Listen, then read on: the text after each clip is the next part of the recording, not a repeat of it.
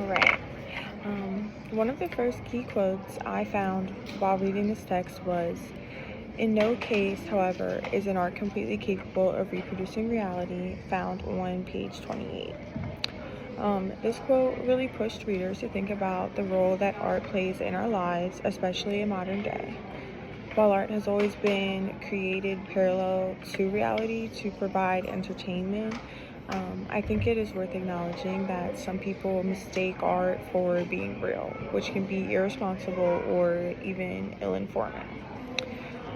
Art is a product of creativity and was described as a tool to describe the universe and our place in it. It is used as a means for people to display their own perspective of life while also trying to appeal to masses that can relate. A current example of why it is so important to know that in no case is an art capable of reproducing reality is social media. After reading this text, I would say that being an influencer and even social media posts themselves on like Instagram or Twitter can definitely be a form of art seeming similar to performance art. I think the younger generations, and now even older ones, have begun to blur the lines between social media and actual reality, taking everything they see online for truth without being skeptical. This is potentially harmful once people begin to compare their own lives to the reality they believe they see on social media. In all actuality, though, the majority of social media posts, and especially those that are viral celebrity or news posts, are both intentional and performative, manipulated to depict a specific image. So yeah, remembering that art is not an exact replica of reality and instead an interpretation of the artist's own reality is important when consuming media. So my second key quote that stood out to me was from page 35, and it read, "We do not admit wine or baseball to the spectrum of accepted arts. It is not the fault of the producers of those works, but rather a collective decision by consumers, a decision that can be rescinded."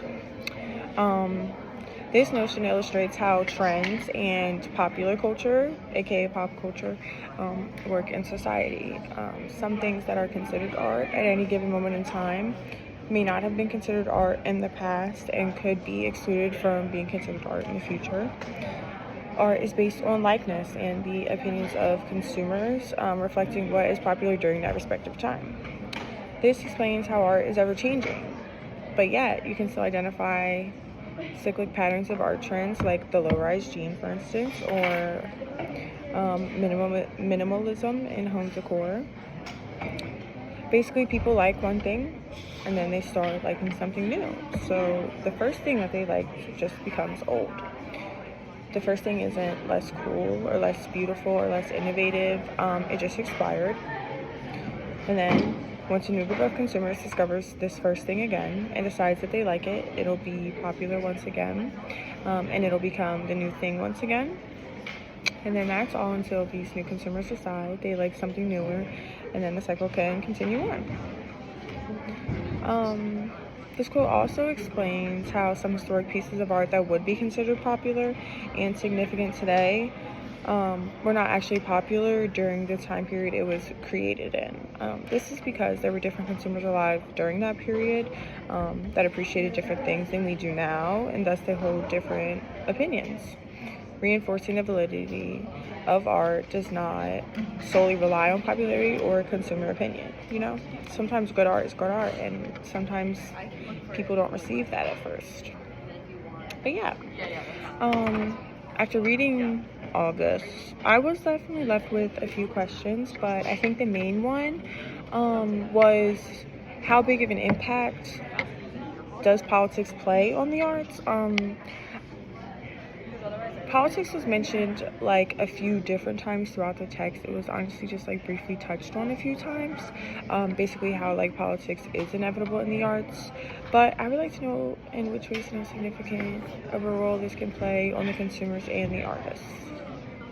I feel like I always assume that the arts was one factor of society that didn't always have to relate back to politics, and instead encourage free expression. So I was just surprised to see that the politics of art was mentioned so frequently.